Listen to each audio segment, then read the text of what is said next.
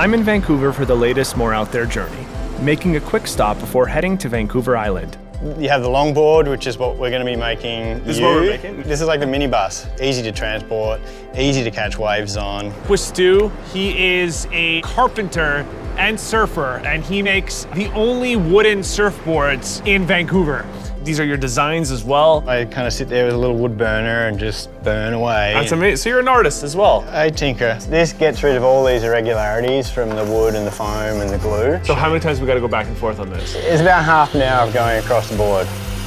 It's really cool to see someone who has such a love for a sport that they really wanted to get to the root of it and find out how to make a surfboard.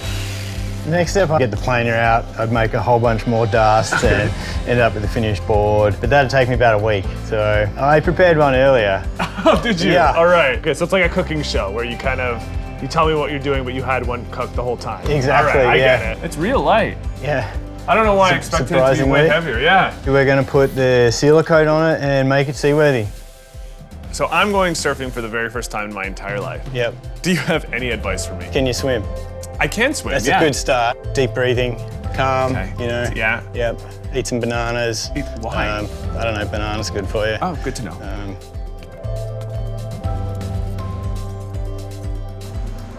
It's wild to think that you could have the best of both worlds here. You can have the bustling city or the beauty of nature, and you don't have to choose. I'm heading to Tofino to go surfing, but I have a few things to check out along the way. The trip from Vancouver to Nanaimo is 2.5 hours. This is absolutely stunning. I'm heading to Avatar Grove, and I'm going to an old growth forest that has some of the largest, oldest trees in the entire world. I think what makes an old growth forest unique is that it has trees of all ages and all sizes. And that variety is really what provides a lot of unique habitat and structure for the species that live here. It's crazy to think that a tree can become this big when it starts as something this big. The three really big trees you see on the coast are western red cedar, Douglas fir, and Sitka spruce. There's actually only about 1% of the original old growth Douglas fir trees remaining today. Really? So we'll never see trees like this again unless we ensure they're protected. TJ's incredible. These forests are so rare, and he is trying to preserve them for generations to come. All of this soil and all of these plants that are beside the boardwalk here were once living and growing on this branch high up in the canopy. And scientists have actually discovered hundreds of species that are totally new to science that live just up there in the old growth canopy. The trees that I got to see were so majestic and calming. Holy. Whoa. Yeah. Look at that. An old growth western red cedar, and in my opinion, one of the most impressive trees in the grove. Probably one of my favorite trees that I've ever come across. It's so beautiful. Yeah. Looks like just like a piece of art. Some of those trees have been there for 1,000 years. That's such a surreal thing to think. They're so massive. I've never seen anything like it in my entire life.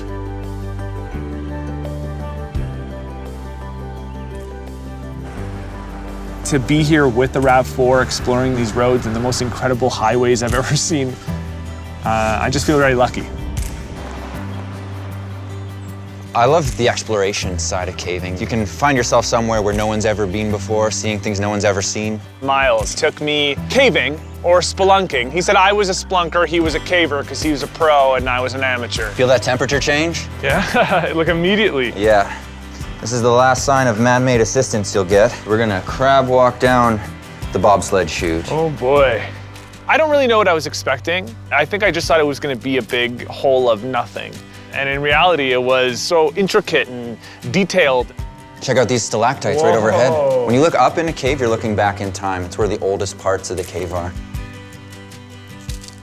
This is looking pretty tight. It had so much personality to it that I didn't imagine I would ever see in a cave. Oh, and that's why you wear helmets. Myles, are you telling me that there aren't any cracks letting in any natural light down here? If we were to turn off our lights right now, we would be in total darkness, as dark gets. 3, 2, 1. It's completely dark. It's pitch black. You close your eyes and open them, nothing changes. No, it's the same thing. A unique experience. You get total darkness at the bottom of the ocean or in a cave, so. I am going surfing later. I think I know my way around a cave now. At least that one. I know my way around that one. The beginning part of that one, I know. Vancouver Island keeps surprising me. I keep feeling like I've done it all, and then I get to experience something brand new. There's so much to offer here, so many things that I never could have imagined. It's an incredible place to be. We're gonna make a little of our fish batter here. Gonna add some cold water, a couple scoops of our secret recipe Tacofino fish batter. We're just gonna give it a little stir, just like this. It's gonna aerate, that's gonna make nice fluffy fish balls. Today I met up with Kevin. He runs the Tacofino truck here in Tofino. Kevin's awesome. He has such a chill attitude, which you need, because he's serving sometimes 800 to 1,000 tacos a day. He's making tacos so quickly, just going from one element to the next. And the thing with the tuna, we want it real fast on the grill here. And we like it 5-10 seconds aside. That's it, that's all. That is perfect right there. Kevin, I'm freaking out right now. I'm so excited to eat this. Call that the Tofino 3-pack. Fish taco, tuna taco, pork kimchi gringa. Like, have you ever seen anything so beautiful in your entire life? Well, we see this every day.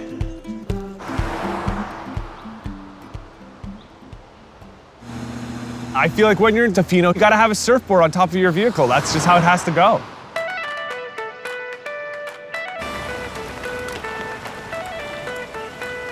Oh, I think you got this. Yeah. I definitely think you're standing up on a wave today. You think? Yeah, I think so. You know, anybody who's fairly athletic, I think, can get it pretty quickly. What about nerdy actors? Do they get it pretty quick?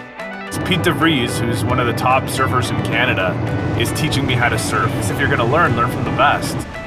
I think that goes in there. Perfect. Yeah. Great. It's on the board. Next up. Next up, we got our wax. Okay.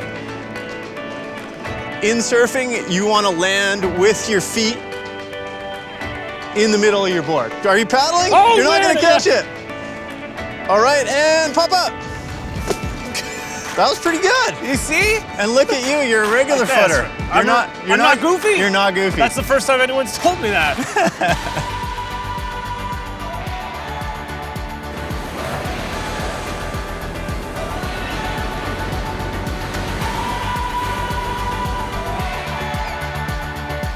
Man, I wish I was as good as you. At one point, I think you were showing off. Like, I was like, I get it, Pete. Like, I get it. You know what you're doing. Pete, how do you think I looked out there? I think you look pretty good. I had a good board. For sure. Wetsuit. Wetsuit works, yeah. Surfing hat. I don't know so much about the surfing hat.